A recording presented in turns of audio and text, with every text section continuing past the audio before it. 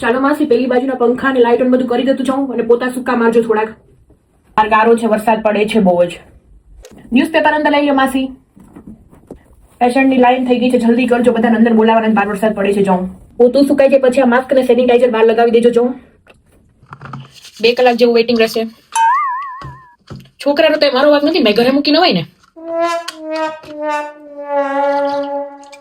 બધાને લાઈનમાં આવવાનું છે, બોલાવવામાં આવશે. પછી અહીંથી વયા જશો તો પછી વારો જશે તો પછી નવો કેસ લખાવવો પડશે તમારે. શું નામ છે તમારું ભાઈ?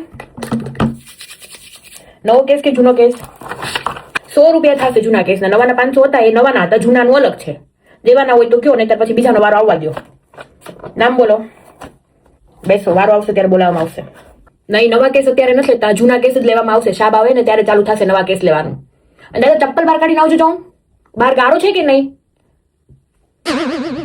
મારી ઉતાવળ હોય તો જાઓ, સાહેબ વિઝિટમાં છે ને વાર લાગી જશે. અને બધા છે ને શાંતિથી બેસો, સોફા પર પગ નહીં લગાવતા, અવાજ નહીં કરતા. નથી દેખાતું શાંતિ જાળવો એવું? ઘરે નથી બેઠા, તમે હોસ્પિટલમાં બેઠા છો. બેન છોકરું તો બહાર લઈ જાય ને, બીજા બધા હેરાન થાય છે તમારા છોકરાના અવાજથી. ચાલો હવે બધા નવા કેસ વાળા આવી જાજો. તો છે મારી નામ તમારું? મંજુલાબેન. મંજુલાબેન કેવા? મારા દાદા નામ? હે મારી તમે દવાખાને આવ્યા છો, નામ તો બોલવું પડે તમારે. કેવા? તારા મંજી બાપા. મંજીભાઈ. અટક? ઓજીત્રા. સોજિત્રા.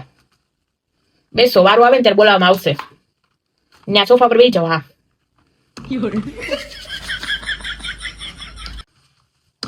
બતાવવાનું છે, દવા લેવાની છે. બતાવવામાં કેસ નથી લખવાનો. 5 મિનિટ બેહો, આ લાઈન પૂરી થાય પછી હમણાં જોઈ લેવામાં આવશે, પછી મોકલી અંદર. અને દવા ચેક કરવાનું સાઈડમાં બેજો, હમણાં ફ્રી થાવ કેસ લખી લો એટલે બધાની દવા ચેક કરી દઉં છું. ત્યાં સુધી પૂછ નહીં કરતા. હાલો માડી, મંજુલાબેન હાલો જાઓ, બોલાવે છે, વારો આવ્યો તમારો. અહીંથી વયા જાઓ, કોઈને હારે લઈને હવે માડી આવું મરે અહીંથી. હાલો દવા ચેક કરવા વાળા આવી જાઓ. જો અહીંથી આપવાની છે ને એટલે હું આપી દે, બરાબર? અને બાકી હું તમને નામ લખી દઉં છું, રેફરન્સ લખી દઉં છું. બાજુના મેડિકલમાં સોજિત્રા સાહેબના દવાખાનેથી રિસેપ્શન વાળા બેને કીધું છે, એવું કહેજો એટલે તમને થોડું ડિસ્કાઉન્ટ આપશે. હવાર હાથ લેવાની છે. આમાં તમને સાહેબે 3 જ કીધી છે, હું તમને 8 ગોળી આપી દઉં છું. કદાચ એવું લાગે તમારે પીવા થાય પાછી. હો હાલો યાદ રાખજો. લખી દઉં છું ચિઠ્ઠી. એટલે મેડિકલમાં કીધું સોજિત્રા સાહેબ ત્યાંથી આવ્યા છે, રિસેપ્શન વાળા બેને મોકલા છે એટલે તમને આપી દે દવા. હવે બતાવવાની જરૂર નથી, નહીં તમને લખી દે, ચેક કરવાની.